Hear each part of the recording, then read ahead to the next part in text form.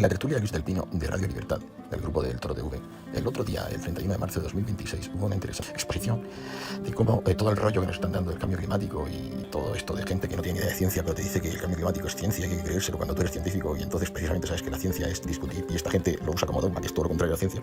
Pues aquí se demuestra que además es una herramienta de una extraña unión entre compañeros de cama que son los comunistas y los más ricos e indeseables de la sociedad. Así que a los unos les parece muy bien utilizar esta excusa para manejarte y parecerte más pobre para someterte, para que seas más dócil, y los otros, pues como siempre, lo que quieren es destruir y decir que el capitalismo es malo. Podremos ver en esta discusión que sale Hughes, que es Francisco Santas y Luis del Pino, y creo que el otro es Asís Timmermans, pero no estoy seguro. El caso es que comentan todo esto y dan detalles sobre cómo estaban metidos los urdidores de todo esto en el caso Epstein, cómo los han echado por robar y cómo, pues eso, utilizando algo que todos podíamos ver, que era que el capitalismo funcionaba, pues entonces tuvieron que inventarse que, bueno, el capitalismo funciona para las personas, pero el planeta está malito. También cuentan lo del caso de la capa de ozono, que suponía que en 75 años iba a haber que esperar 75 años para que se recuperara todo, y en un año se solucionó, por lo cual pues era mentira. Y además pues les dieron el premio Nobel. Y bueno, pues eso, todo este mamoneo que estamos viendo de cómo utilizando la ciencia en vano, porque no es ciencia, pues nos están intentando pues manejar y cambiar la vida. Aquí os lo dejo por si os interesa. Sed felices. Una minoría consigue un peso desproporcionado. En Alemania tuvieron la suerte de que la bisagra era de centro, era el Partido Liberal, entonces ese siquiera ejercía un papel, digamos, moderador, ¿no? Suponiendo que los otros estuviesen sesgados. Pero aquí nuestras bisagras han sido todas. Es verdad. Es que es curioso porque un sistema que está pensado para la moderación, para el apaisamiento de las cosas, para que en realidad da operatividad absoluta y relevancia a lo más extremo del extremo, como se va a hacer puñetas. Sí. Pues yo creo que eso es lo que explica. O sea, tienes, vamos, claro, cada uno tiene su teoría personal. Mi teoría personal sobre toda la historia del cambio climático, la manipulación que hay tremenda, es que tienes por una parte la izquierda lleva 170 años intentando demostrar que el capitalismo es malo y falló estrepitosamente en sus primeros intentos, porque el capitalismo ha triunfado de una forma estrepitosa, pero de repente se llega a la conclusión de una serie de temperatura, de calentamiento, después de otras series de enfriamiento, de 1945 a 1974, 75, hubo enfriamiento, había miedo a una glaciación, pero luego viene otro ciclo, que puede ser o no causado por el CO2, puede ser o no causado por lo que sea, pero viene un ciclo. Entonces de repente consiguen hilar el relato de que el capitalismo se está cargando el planeta, ¿no? Por fin no conseguimos demostrar que la explotación del hombre por el hombre llevase a mal puerto, porque cada vez había menos pobres, pero sí hemos conseguido esto.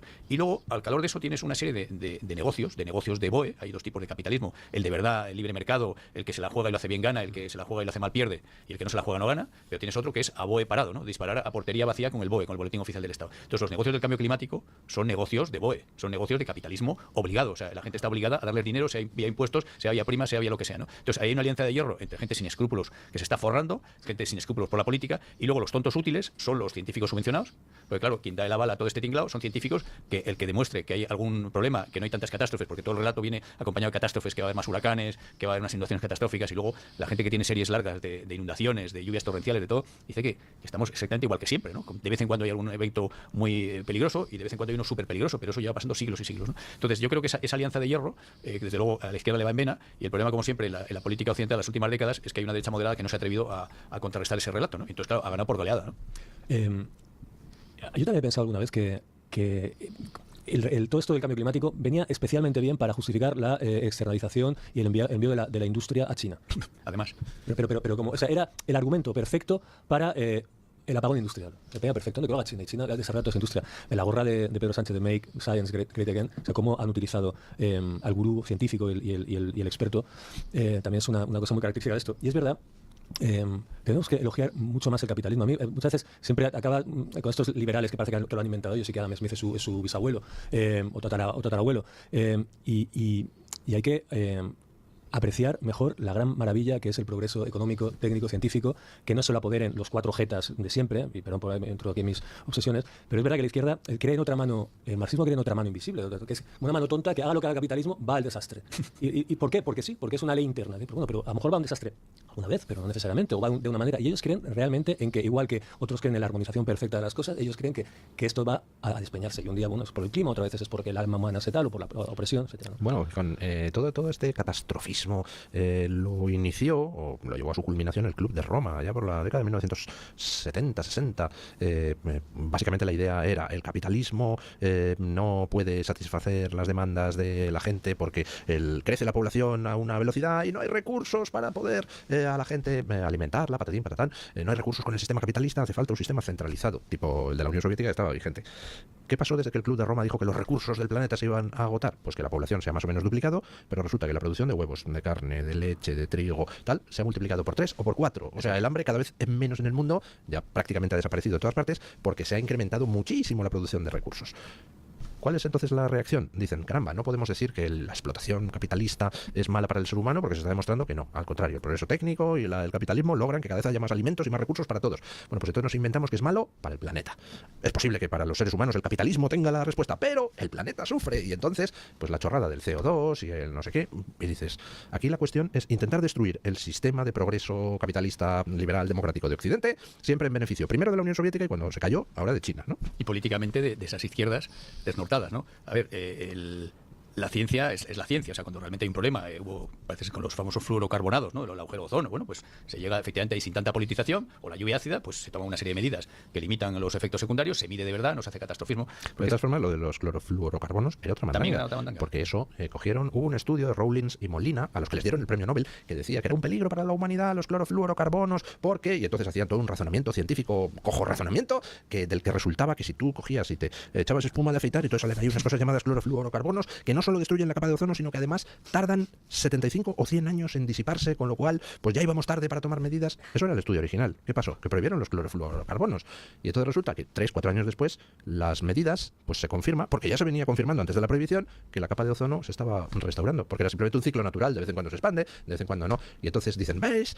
Gracias a la prohibición de los clorofluorocarbonos hemos logrado ese restauro en la capa de ozono. Y dices, un momento, pero no decían que tardaba 75 a 100 años en recuperarse la capa de ozono, ahora resulta que se ha recuperado en 1 año, en 2 años. Ah, vaya, hombre, entonces la teoría original estaba mal.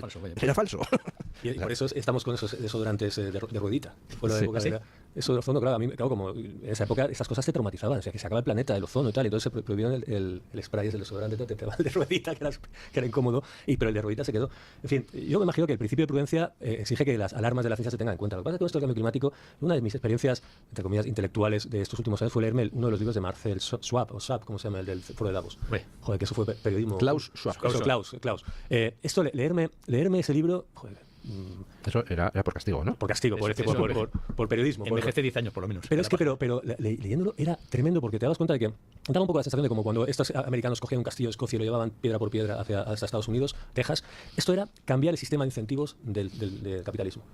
Entonces, en cada negocio hay unas orientaciones, pero vamos a orientar todo el afán del negocio lo vamos a cambiar en virtud de estos parámetros técnicos o científicos. Y eso era una operación de ingeniería y de intervención capitalista, pero mal, que dejaba en mantillas al sovietismo. Una cosa tremenda. Era cambiar los incentivos a todo el sistema capitalista, fundamentalmente. Y lo explicaban así. Yo pensaba, esto no tiene... Porque esto, intervenir hasta este punto de la economía no tiene mucho... Es lo que nos han enseñado, no tiene mucho arreglo, no tiene muy buena salida. Pero era tal cual.